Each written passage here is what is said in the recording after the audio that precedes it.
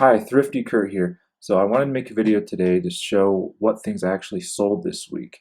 All of these videos that show me doing all of these things or getting all of these items. You need, well, you guys need to know what stuff actually sold this week because not everything I buy sells in that same week. So let's go to it right here. I use four sites primarily: Facebook Marketplace, KSL. It's sort of like Utah Craigslist, but a lot better. And then I use eBay, and then I use Poshmark. So right here on the screen is Poshmark, which is mainly selling clothes and household stuff and kind of little party favors, trinkets, things like that. Um, so let's see what I sold this week. Well, as you can see, I sold a Coach patterned Tana Brown official bag. I got this from a family member. Didn't sell for a whole lot, to be honest. And it's crazy, these Coach bags are so expensive, but a lot of people, for some reason, they just don't want to pay for them. I don't understand. Um, but we sold it for 21 bucks, so it's okay. And she's all right with it too, so it works all right. So right here, there's this American West brown leather wallet. I believe I found this at a thrift store for $1.50 and sold it for 22 bucks. So that's pretty good. Definitely, yeah, if you see any American West leather stuff, I'd say go for it because. So let's get off of Poshmark and let's get on to eBay. What do you say? So let's zoom in here a little bit. One of the things that I found was interesting was uh, not fishing rods, but fishing reels, especially vintage ones, sell for more than what you're going to pay for them. So I think this one I probably bought it for $1, $2 or something like that. Sold it for 12. That's pretty okay. This Barbie, I'm not the person that collects Barbies, okay, but this Barbie specifically, it yeah, I think I spent 12 bucks on it. At the time it was selling for 40, but now it looks like it's gone way down. So not a slam dunk or anything, but at least it had what it could do. So whatever. Might think about buying one next time.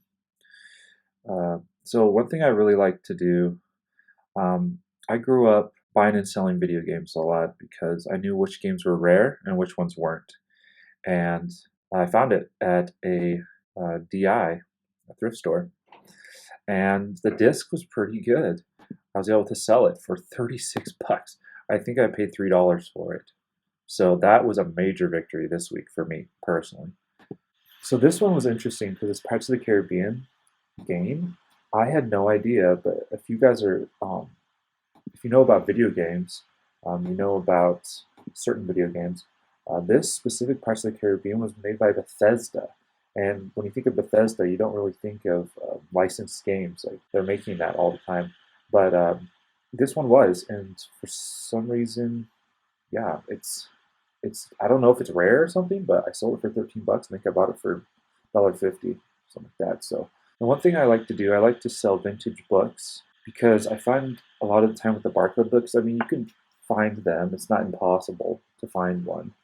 I go to garage sales, I scan the book, and sometimes the book's worth like $20, and the person's selling it for $1. So that's great.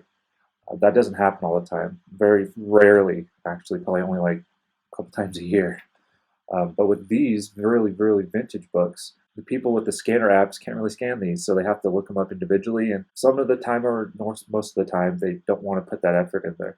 So with antique books, you can, if you find an old book that is kind of rare or that people want, then you can buy it. Sold that. I think I bought it for $1.50. Sold it for 9. Again, these books most of the time make they don't make you a whole lot of money. Also with this today, I wanted to also show you guys some really cool items that I sold, not necessarily from this week, but not super far in the past either, because some of these really surprised me. So anyway, besides that, let's get back to these books.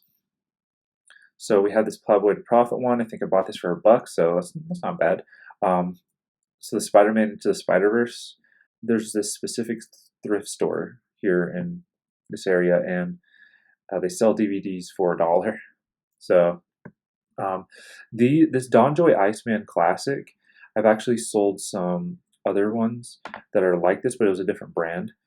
With this specifically, it's like a little ice chest that is connected to a hose and has a little motor in it, and it circulates cold air. So like it's for somebody, and it actually plugs into the wall. It's not just a cooler. It's for somebody that has like a bruise on their leg and they're kind of sitting at home, but they need like an ice pack constantly on it. And if you're like me, Iceman things, they're actually in the sections with the other coolers, the ones that aren't super fancy like this. They're sold pretty cheap, as cheap as the other coolers around it. Breaking news, I just sold a DVD set of Dragon Ball: The Saga of Goku. I think I bought it for $3, sold it for $7. Not the best. Just thought I'd throw that in there. I remember buying this from the bargain bin at Walmart for $5, like in the early 2000s or the mid 2000s. So that's funny that people still buying that thing. I sold this Think Geek Zombie Head coffee cup, and I bought it for $1 or something like that, and sold it for 16. That is totally a win. Like, great. One rule that I found out is that as long as there's a cup with a face on it, like it could be like a character face or a zombie and everything. People for some reason love those things just because they're unique or something.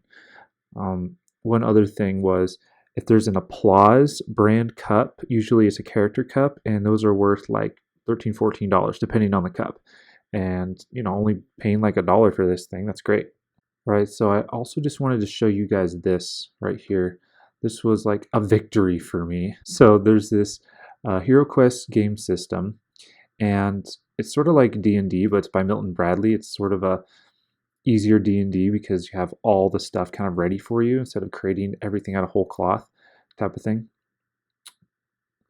And I did not know that this thing was worth so much. I found it at the thrift store for $3, sold it for $70, and it didn't actually have all the pieces. It was missing a lot of pieces, but it had most of them.